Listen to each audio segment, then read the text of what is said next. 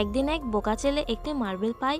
সে সেটি চাটতে শুরু করে, কিন্তু তার ভিতর থেকে একটি আলো বেরিয়ে আসে আর তার ভিতরে একটি সুপার পাওয়ার চলে আসে। সে সকল কিছুর আসল দাম দেখতে পায়।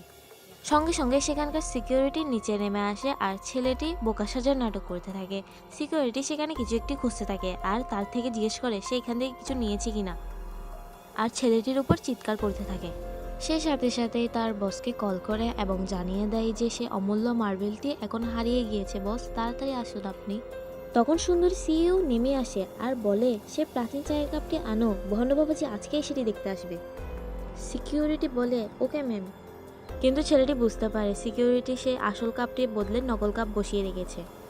সে ইচ্ছে করে সিকিউরিটিকে ফেলে দেয় আর তার হাতে থাকা কাপটি ভেঙে যায়। তখনই ভণ্ড বাবাজি দেখে ফেলে সে কাপটি ভেঙে গিয়েছে এবং সেটি হাতে নিয়ে বলে এটি তুমি কি করলে।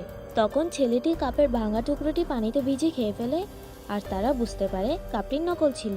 পরে জানা যায় সেখানে থাকা সকল কিছুই নকল, আর সিকিউরিটিকে পুলিশের হাতে ধরিয়ে দেওয়া হয়। ভণ্ড বাবাজি খুশি হয়ে ছেলেটিকে একটি মালা দেয়, তবে সে যেহেতু সবকিছুর আসল মূল্য দেখতে পারত, সে তখনই সেটি ভেঙে ফেলে। তারা বুঝতে পারলো ছেলেটির মধ্যে মূল্য দেখার ক্ষমতা রয়েছে। সবাই সিইওকে বলতে লাগলো সে এই পাগল ছেলেটিকে কেন এনেছে। সিইও বলল সে পাগল হোক, সে আমার ভাগ্য খুলে দিবে। আর তারা হাসতে লাগলো তাকে নিয়ে। আর তখনই ভণ্ড বাবাজি আসলো। এদিকে এরা বলতে লাগলো